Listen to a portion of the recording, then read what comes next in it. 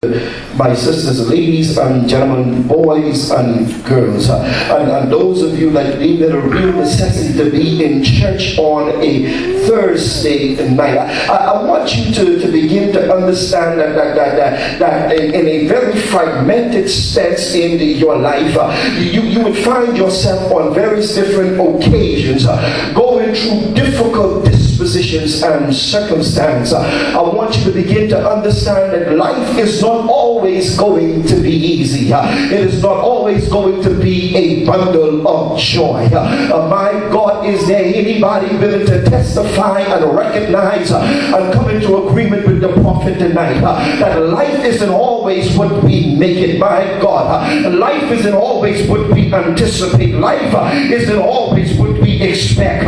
Every now and then life would deal you a double blow. You would feel like you're in the ring with Mike Tyson. You just got knocked out. My God, every now and then life would bring moments of melancholy, moments of despair, moments where joy seems to be out of the picture. Every now and then life would bring you some sadness. Life would bring you some difficulty. Every now and then life would deal you a hand.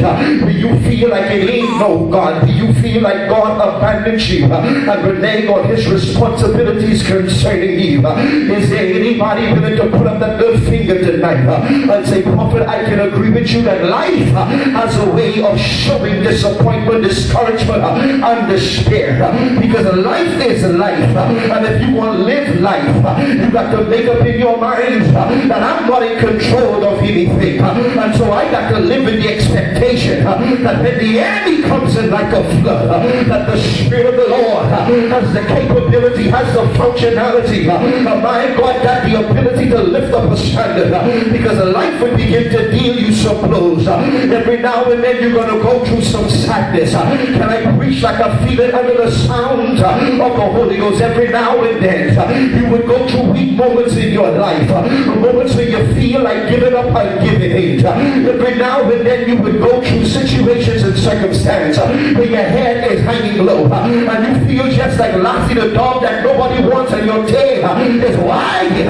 My God, because life every now and then begins to deal you, my God, a dysfunctional hand, a hand that would begin to cause you to begin to wonder within yourself, what have I done to deserve this? What have I done to, oh God, to draw myself into this? What have I done to find myself having an experience like this? My God, anybody can begin to relate that the way a thing starts ain't necessarily a way of thing have the way to begin to end, because every now and then life can happen to you. Life can show up in the midst of what you're going through and what you're dealing with. My God, I want to ask the question, what do you do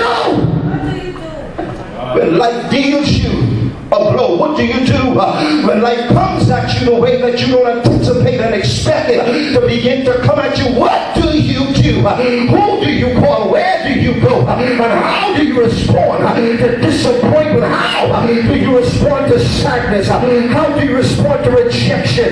You know what I'm talking about. That Negro was whining and dining you, loving and hugging you.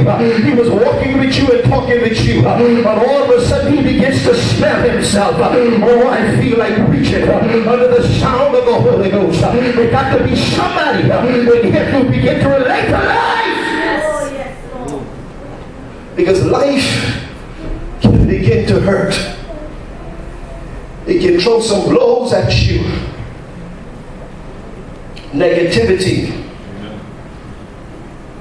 rejection, criticism, lies, character assassination, people that misrepresent your agenda and your motives. What do you do when life begins to deal you a blow that causes you to go on slow preaching here, Johnson? And so the Bible in the book of Isaiah helps us to begin to understand that yes, we do have life, but our life is not our own. God, I got to preach in here that our life does not belong to ourselves. My God, every now and then you got to conclude within yourself that even though I'm dealing with a dilemma, even though I'm dealing with a situation, even though I'm between a rock and a hard place, even though I'm dealing with dilemma, even though I got a discouragement that is going on in my life, even though I'm in the middle of a circumstance that it seems like it ain't no help in God, you got to make up in your mind that this does not belong to me. My God,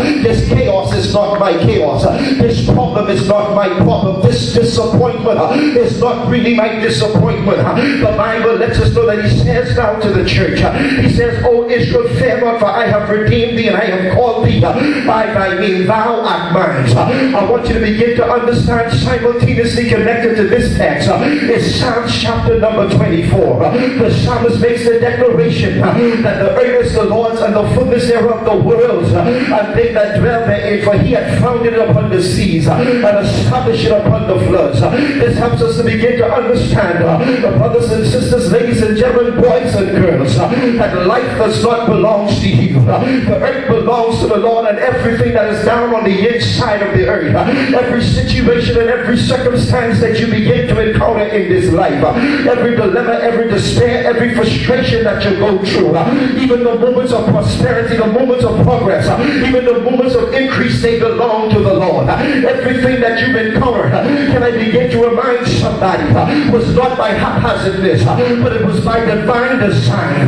Yeah, you went through a bad dilemma in a relationship, but it was God testing you and proving you. It was God developing you. It was God building you. It was God lifting you up. It was God quickening your attention. Yeah, you went through some hardship. Yeah, you got some bad news on the telephone. I'm trying to figure out how in the world can Christian folks pinch their lips and make up their face when something dry begins to happen to them. My God, we act as if it's no.